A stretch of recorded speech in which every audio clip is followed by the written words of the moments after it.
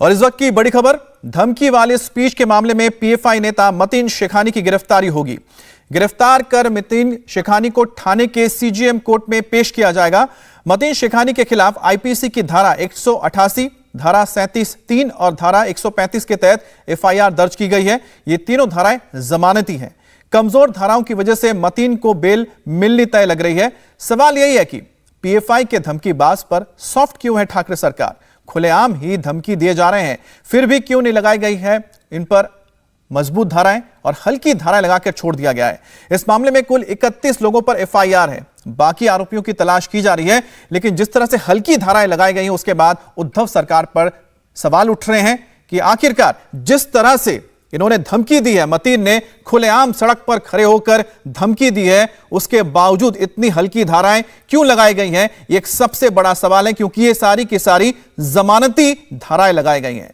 जब वहां पर खड़े होकर मतीन बिना परमिशन के जलसा कर रहे थे, तकरीर दे रहे थे, देखिए खुलेआम सड़क पर जहां पर ट्रैफिक आ रही जा रही है, वहां पर लोगों को इकट्ठा करके बिना किसी परमिशन के तकरीर दी जा रही है और साफ साफ धमकी दी जा रही है कि छेड़ोगे तो छोड़ेंगे नहीं। उसके बावजूद इस तरह के उकसावे वाले बयान के बाद, भाषण के बाद जो धाराएं लगाई जाती है सरकार की ओर से, बहुत ही हल्की धाराएं हैं।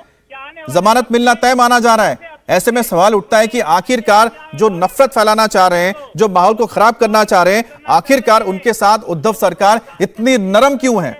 गिरफ्तारी क्यों हो सकती है, यह भी आपको बता देते हैं, क्योंकि पॉपुलर फ्रंट ऑफ इंडिया के नेता मतीन शेखानी ने ठाणे के मुंब्रा में कल जुमे की नमाज के बाद भड़काऊ भाषण दिया था।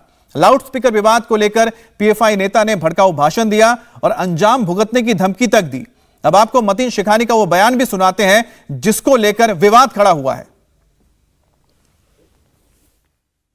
मुंब्रा पुलिस से भी अपील करता हूं कि आने वाले वक्त में जिस तरह से अब तक के उन्होंने मेंटेन किया है लॉ एंड ऑर्डर को, सिचुएशन को, कुछ लोग माहौल खराब करना चाह रहे हैं, कुछ लोगों को अजान से तकलीफ हो रही है, कुछ लोगों को भूंगों से तकलीफ हो रही है, कुछ लोगों को हमारे मदरसे और मस्जिद से तकलीफ हो रही है।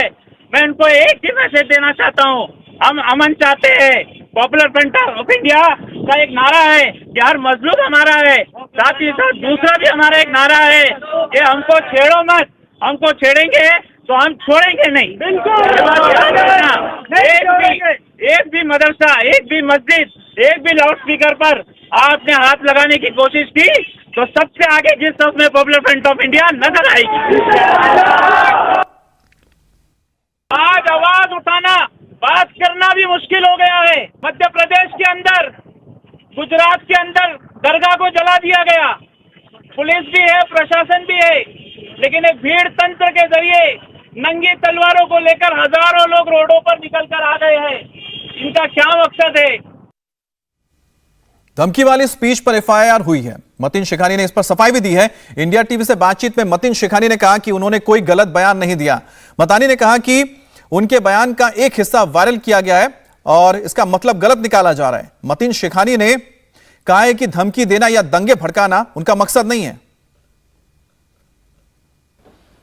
पीएफआई के मुंब्रा अध्यक्ष अब्दुल मतीन शेखानी हमारे साथ में हैं। मतीन शेखानी का एक वीडियो वायरल हो रहा है आपका बहुत, और उस पर कंट्रोवर्सी खड़ी हो गई, जिसमें आपने कहा कि छेड़ोगे तो छोड़ेंगे नहीं।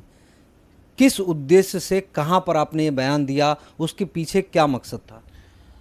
आज पॉपुलर फ्रंट ऑफ इंडिया ने पूरे इंडिया के अंदर हमने प्रोटेस्ट ऑर्गेनाइज़ किया था। अलग अलग जगहों पर देश के अंदर, एमपी में, बिहार में, राजस्थान में, गोवा में, अलग अलग स्टेट्स के अंदर में मुसलमानों के साथ में जुल्म ज़्यादतियाँ रामनवमी के दिन, एक फेस्टिवल के दिन हुई है। इसके ऊपर प्रोसेशन जाने के वक्त में मस्जिदों पर भगवे झंडे लगाए गए, दरगाहों को जलाया गया और अलग अलग नारे दिए गए। खुली तलवारें लेकर बहुत सारे लोग रोडों पर चले हैं और मुसलमानों के खिलाफ नारेबाजी की है। उसमें जैसी कार्रवाई होनी चाहिए थी वैसी हुई भी नहीं है। इसलिए हम उसको मांग करते हुए पॉपुलर फ्रंट ऑफ इंडिया ने मांग की कि सुप्रीम कोर्ट के रिटायर्ड जज या सिटिंग जज के ज़रिए से एक कमीशन बनाया जाए और इसकी पूरी जांच की जाए।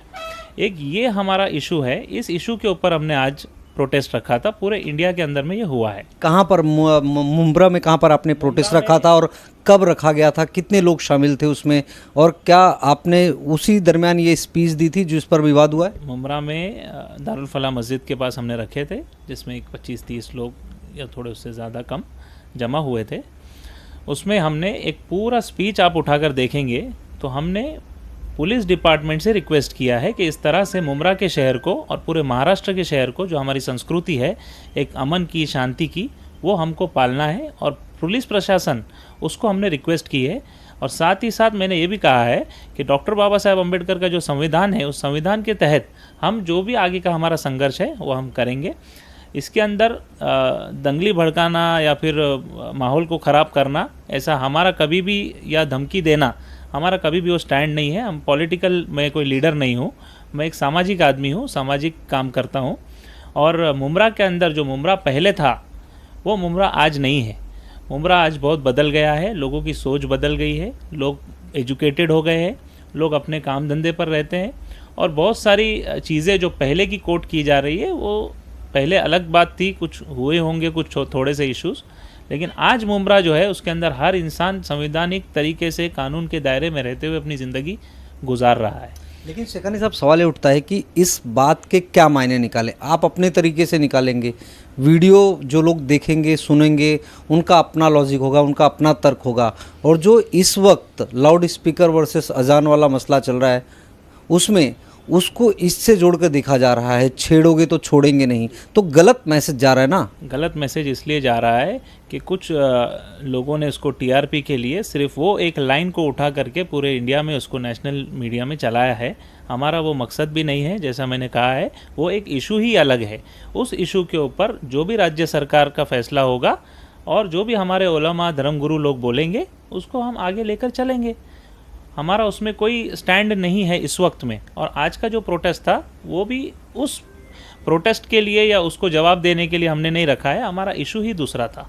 तो ये शब्द आया कहाँ से कि छोड़ेंगे नहीं? ये शब्द ऐसा है कि वो जो बात आई है वो हमारा नारा है। पॉपुलर फ्रंट ऑफ इंडिया का क्या नारा है कि हम किसी को भी छेड़ते नहीं है, लेकिन कोई छेड़ता है तो हम छोड़ते नहीं है। इसका मतलब ये है कि ज़रूरी नहीं है कि हम एग्रेसिवली है, अगर कोई आता है तो उसको एग्रेसिवली हम जवाब देंगे या कानून को हमारे हाथ में ले लेंगे। हम जवाब देने का या छोड़ेंगे नहीं का मतलब ये भी होता है कि हम कानूनी दायरे में, जो मैंने कहा है, आप पूरी स्पीच पढ़िए, सुनिए, उस पूरी स्पीच में मैंने कहा है कि आप कानूनी तरीके से डेमोक्रेटिक जो संघर्ष है वो हम करेंगे। और बाबा साहेब अम्बेडकर ने जो किताब दी है उस किताब के दायरे में रहते हुए हम आगे का काम करेंगे। उसमें गलत क्या है? अगर कोई आकर आपकी मस्जिद के ऊपर, जो दरगाहों के ऊपर, खानकाहों के ऊपर अगर कोई जबरन अटैक कर देता है तो हम उसके अंदर जो कानून हमको इजाज़त दे रहा है, और पुलिस का काम है वो पुलिस प्रोटेक्शन देना, या जो भी पुलिस के ज़रिए से, और राज्य सरकार का जो काम है वो राज्य सरकारें करेंगी। लेकिन आपका ये बयान वायरल होने के बाद में पुलिस ने इस पूरे मामले में एफआईआर दर्ज किया है। जो एफआईआर हुआ है वो क्राउड जो इकट्ठा हुई, पुलिस का कहना है कि आपने इजाज़त नहीं ली थी, आपने वहाँ पर सभा की, निषेध व्यक्त किया। क्या वहाँ पर उस वक्त पुलिस कर्मचारी मौजूद थे? उन्होंने आपको रोका नहीं? आप कह रहे कि आपने पुलिस को इंटीमेट किया था, लेकिन लिखित तौर पर पुलिस के पास इसकी कोई परमिशन मांगी नहीं गई थी, या पुलिस ने परमिशन लिखित तौर पर दी नहीं थी? हमने पुलिस में इंटीमेशन भी दिया था। पूरे इंडिया के अंदर हो रहा है, एक पीसफुल प्रोटेस्ट है। अगर पूरे इंडिया के अंदर इस तरह से रिटर्न में इजाज़त मिली थी? रिटर्न में हमने उनको इंटीमेशन दिया था, उन्होंने उसको रिसीव किया है। रिटर्न में इजाज़त का ऐसा है कि पूरे इंडिया के अंदर जो जुल्म हो रहा है मुसलमानों के साथ में, और अगर मेरी भावनाएं और या मेरे सेंटिमेंट्स हर्ट होते हैं तो हम एक 25-30 लोग मिलकर के अगर कोई बात रखना चाहते हैं तो उसकी भी इजाज़त हमको नहीं दी जाती है। तो हम 30 करोड़ मुसलमान कहाँ जाना, आप वो बताइए। तो इस तरह से ठीक है, उन्होंने गुनाह दाखिल किया है, हम उनके आप कह रहे कि आपने एप्लीकेशन दिया था, उन्होंने रिसीव किया था। ये अब रिसीव करना और इजाज़त देने में फ़र्क है, तो क्या आपके ऊपर इसलिए आपके ऊपर केस दर्ज किया गया है? केस जो भी दर्ज किया है, मुझे उसके बारे में अभी ज़्यादा मालूमात नहीं है। कुछ केस दर्ज हुआ है, आप जैसे पत्रकारों से ही मुझे पता चला है। पूरे इंडिया के अंदर में जितने भी प्रोटेस्ट होते हैं उसका परमिशन पुलिस नहीं देती है ऐसा ऑफिशियली। अभी 700 किसानों ने शहादत दे दी है। दिल्ली के अंदर में इतने हज़ारों लोग वो किसान लोग बैठे थे, वो प्रोटेस्ट के लिए इजाज़त लेके नहीं बैठे थे, उन्होंने अपनी मांग रखी, प्रोटेस्ट किया है उन्होंने, उसके लिए कोई ऑफिशियली कोई पुलिस परमिशन नहीं देती है। अभी जो लाउड स्पीकर अभी जो लाउड स्पीकर वाला विवाद चल रहा है, राज ठाकरे कह रहे हैं कि 3 मई के बाद ये लाउड स्पीकर उतर जाना चाहिए, और उसके लिए भी अलग अलग जो संगठन हैं वो इस बात के खिलाफ है मुस्लिम समुदाय के। पीएफआई का क्या स्टैंड है? पीएफआई पॉलिटिकल पार्टी नहीं है। पीएफआई एक सोशल एनजीओ है, पूरे इंडिया के अंदर काम करती है, 23 स्टेट्स के अंदर। मेरा पर्सनल ये है कि हमारे जो भी उलमा, मुमरा के ताल्लुक से मैं अभी बात कर रहा हूँ आपको, पीएफआई के ताल्लुक से बात नहीं कर रहा हूँ।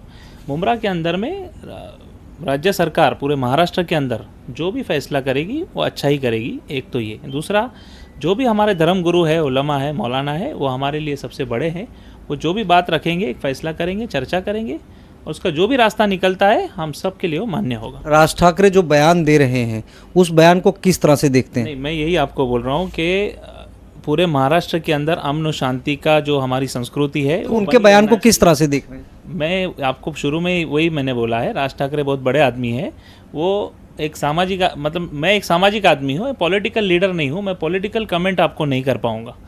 वो उन्होंने क्या कहा है, क्या नहीं कहा है, उसके लिए कोई पॉलिटिकल लीडर्स जो भी है, उनके जो जिनसे उनका पॉलिटिकल राइवल्स है, वो आपस में वो करते हैं, करेंगे जो भी है।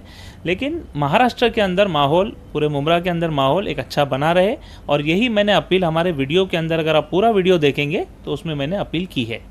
एक बात और, आपने राजस्थान के दंगे की बात की, मध्य प्रदेश के दंगे की बात की, उसी पर आपने निषेध भी रखा था, जहां पर आपने ये विवादास्पद बयान दिया जो वायरल हो रहा है। लेकिन वहां पर कि वहां की जो एजेंसियां हैं स्थानीय, उनका कहना है कि जांच में पीएफआई के लोगों का नाम सामने आया है, साजिश से पीएफआई के लोग शामिल थे। आप पीएफआई से जुड़े हैं? नहीं, मुझे वहाँ के बारे में उतनी मालूमात तो नहीं है, लेकिन मैं इतना कहना चाहूँगा कि रामनवमी का जो इशू है, रामनवमी के अंदर एक फेस्टिवल है। भगवान श्री राम ने उनकी किसी भी किताब में, ये मैंने प्रोटेस्ट में भी कहा है, आप पूरा वीडियो सुनिए उसको, उसके अंदर अगर कहीं पर भी कोई एक लाइन भी ऐसी अगर मुझे बता दे तो मैं मान जाऊंगा कि आप किसी की मस्जिद के ऊपर जाकर, मीनार के ऊपर आप भगवा झंडा लगाओ, किसी दूसरे धर्म को आप गालियां दो, नंगी तलवारें करके एक दहशतगर्द का माहौल पूरे देश के अंदर फैलाओ, ऐसा उनका विचार नहीं था भगवान श्री राम का। तो रामनवमी के दिन जो काम किया गया है, इसके लिए पॉपुलर फ्रंट ऑफ इंडिया ने सुप्रीम कोर्ट की अध्यक्षता में एक कमीशन बिठाने के लिए, या फिर सिटिंग जज या फिर रिटायर्ड जज के अध्यक्षता में एक कमीशन बिठा करके इसकी पूरी जांच करके जो भी सच है या जो भी इसके पीछे षड्यंत्र है, मुसलमानों के खिलाफ जो साजिशें हो रही है, उसको सामने लाने का काम करने का एक स्टैंड लिया है। कोई भी धर्म इस बात की इजाज़त नहीं देता अब्दुल जी, लेकिन विषय यह है कि जो एजेंसियां अभी शुरुआती तौर पे जो जांच हो रही है उसमें बात सामने आ रही है कि पीएफआई के लोग भी शामिल थे उस दंगे में। जो कॉलोनी जलाई गई, जिन लोगों के मकान जलाए गए, मुंह पे मास्क बांधकर लोगों के घरों को जला रहे हैं, कुछ लोगों के जो बयान वहाँ पे विक्टिम के सामने आए हैं, तो आपको लगता है कि वाकई जो पीएफआई पर ये ब्लेम लग रहा है या जो एजेंसियाँ कह रही हैं उसमें सच्चाई है? मैं आपको वही बोल रहा हूँ, मैं नेशनल लीडर नहीं हूँ पीएफआई का, मैं एक लोकल लीडर हूँ। लोकल इश्यूज़ पे मैं आपको जवाब दे पाऊँगा। वहाँ पर जो कुछ भी हुआ है उसके अंदर जो एजेंसीज़ है वो अपना काम कर रही है। साथ ही साथ रामनवमी के दिन मुसलमानों का उसमें कोई रोल नहीं है। जो भाई हमारे हिंदू भाई है, उन्होंने अगर कोई प्रोसेशन निकाला है और नंगी तलवारें पीएफआई ने उनको हाथ में नहीं दी है, वो खुद लेकर घूमे हैं, तो उसमें पीएफआई का नाम हर जगह जोड़ करके एक वो करना वो सही भी नहीं है। अच्छा, आपके बयान पर पुलिस आगे कार्रवाई करती है तो किस तरह से आप ले रहे हैं? जो भी हम कोऑपरेट करेंगे, जो भी उनका आगे का ये है तो हम देखेंगे क्या है। अभी मुझे उसका आइडिया पुलिस ने आप लोगों को कोई अल्टीमेटम दिया है कि दोबारा इस तरह के हेट स्पीच ना दें या बिना इजाज़त इस तरह की सभा ना करें? हेट स्पीच एक्चुअली है ही नहीं वो। आप पूरा वीडियो देखेंगे तो उसमें एक लाइन भी हेट स्पीच नहीं है, आप उसको समझिए पहले। ये पूरा आपने ये जाना, पूरा सेंटेंस क्या था, पूरा सेंटेंस क्या था? नहीं, वो आपको वीडियो देखना पड़ेगा, वो मैं आपको बोलूँगा तो समझ में नहीं आएगा। आप शुरू से लास्ट तक जब वीडियो देखोगे तो आपको पूरा कनेक्ट हो जाएगा। वो हमने किसी को धमकी नहीं दी है या हम कोई माहौल ख़राब नहीं करना चाहते। मुमरा का माहौल बहुत अच्छा है और महाराष्ट्र के अंदर भी बहुत अच्छा माहौल है और ऐसे ही माहौल आगे भी बना रहे, यही हम सबसे अपील करते हैं। हमने पूरा उसके अंदर भी मैंने किया। लगता है प्लानिंग करके जानबूझ के वायरल किया? प्लानिंग करके या फिर कुछ टीआरपी के लिए उसको चलाया जा रहा है, वो काम है तो ठीक है। अभी क्या है, बिल्कुल जैसे कि मतीन जी बता रहे हैं कि दरअसल उन्होंने किसी अलग संदर्भ में अपनी बातें कही थी, लेकिन किसी अलग संदर्भ में उनके बयान को लेकर जो है सोशल मीडिया पे इसे वायरल किया जा रहा है, एक नेशनल इशू बनाया जा रहा है। दरअसल जो लाइन वायरल हो रही है वीडियो में कि छेड़ोगे तो छोड़ेंगे नहीं, दरअसल वो पीएफआई की टैगलाइन है और उसी टैगलाइन को उन्होंने किसी अन्य संदर्भ में बात कही थी, लेकिन उसे किसी अन्य मसले से जोड़ा जा रहा है। फिलहाल इस पूरे मामले में मुंब्रा पुलिस ने एफआईआर दर्ज की है, क्योंकि मुंब्रा पुलिस का कहना है कि बिना इजाजत सभा की गई थी, इसलिए सेक्शन 188 के तहत पूरा मामला दर्ज किया गया। जहां तक विवादास्पद बयान की बात है, उसको लेकर पूरे वीडियो की एनालिसिस की जा रही है। पुलिस का कहना है कि अगर पूरे वीडियो के एनालिसिस में अगर कोई सेंटेंस जो है वो कानून के खिलाफ रहा तो उस पर भी कार्रवाई भविष्य में की जाएगी। कैमरा पर्सन प्रतीक के साथ Rajiv Singh, India TV, Mumbra, Thane. India TV हर वक्त हर जगह डाउनलोड करने के लिए सर्च करें India TV news Google Play Store या ऐप स्टोर।